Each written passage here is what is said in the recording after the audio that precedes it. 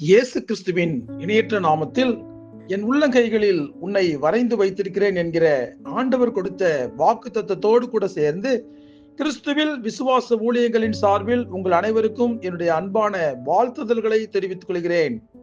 இன்றைய நாளுக்கான golden apple சங்கீதங்களின் புஸ்தகம் 144 சங்கீதம் 1 என் கைகளை போருக்கும் என் விரல்களை யுத்தத்திற்கும் படிப்பிக்கிற என் கண்மலையாகிய கர்த்தருக்கு ஸ்தோத்திரம். இன்றைய செய்தியின் தலைப்பு நம்மை யுத்தத்திற்கு தயார்படுத்துகிற தேவன். தாவீது ஒரு சாதாரண ஆடு மேய்க்கிறவனாக தான் இருந்தார். அவருக்கும் போருக்கும் எந்த சம்பந்தமும் இல்லை. அவருடைய சகோதரர்கள் தான் போர் முனைக்கு சென்றார்கள்.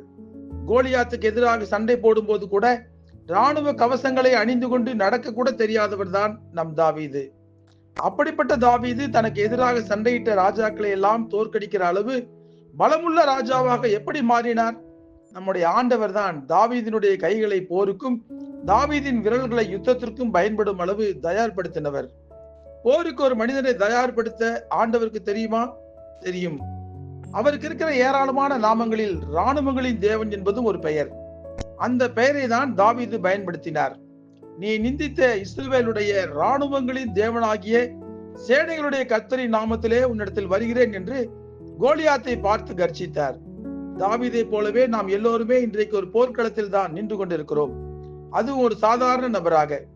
இந்த பொல்லாத உலகத்தில் துரைத்தனங்களோடும் அதிகாரங்களோடும் இப்பிரபஞ்சத்தின் அந்தகார லோகாதிபதிகளோடும் வான மண்டலங்களில் உள்ள பொல்லாத ஆவிகளின் சேனைகளோடும் நமக்கு போராட்டம் உண்டு.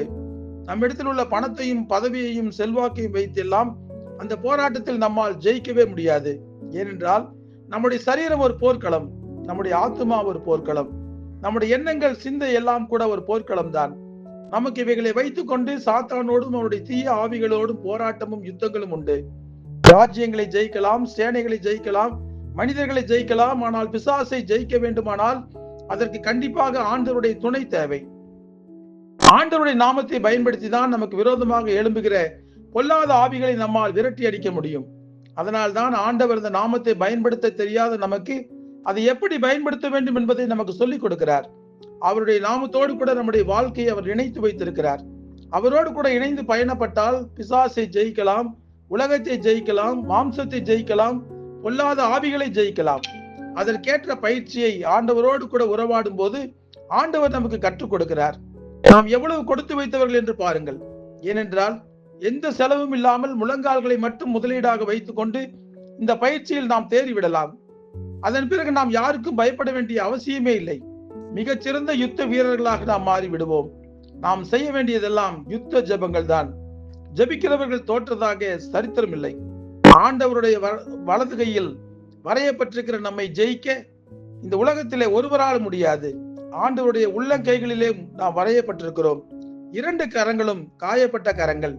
அந்த கரங்கள் நமக்கு வெற்றியை பெற்றுத்தரக்கூடியவை. சிலுவையிலே ஜெயித்தவர் நம்மோடு கூட இருக்கிறார்.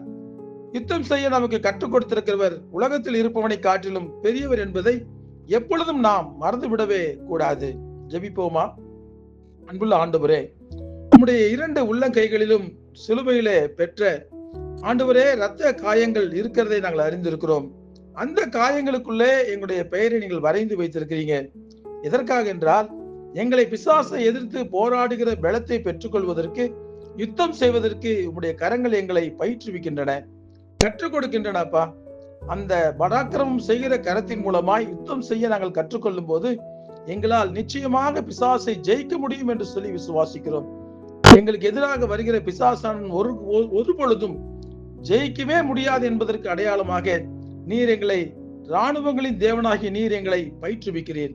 அந்த பயிற்சியிலே கற்று நாங்கள் தேர்ந்து விட்டால் இந்த உலகத்திலே எதையும் சந்திக்க எங்களால் முடியும் என்கிற தைரியம் எங்களுக்கு கிடைக்கிறது. நீர் எங்களை பயிற்றுவிக்கிறபடினால் உமக்கு நன்றி செலுத்துகிறோம். ஆண்டவரை, யுத்தங்களை ஜெயிப்பதற்கு எங்களுக்கு வல்லமையை நீர் கொடுக்கிறபடினால் நம்ம நன்றி செலுத்துகிறோம். உம்முடைய மாறாத அன்புக்காக, இரக்கத்திற்காக, கிருபைக்காக, நீர் செய்கிற இந்த மாபெரும் உதவிக்காக நாங்கள் நன்றி செலுத்துகிறோம். எங்களை முழுமையாய் தாழ்த்தி உம்முடைய கரங்களில் ஒப்புவிக்கிறோம். இயேசு கிறிஸ்து என்கிற வல்லமையுள்ள நாமத்திலே ஜெபிக்கிறோம் நல்ல பிதாவே. ஆமேன், ஆமேன், ஆமேன், ஆமேன், ஆமேன், ஆமேன், ஆமேன், ஆமேன், ஆமேன்.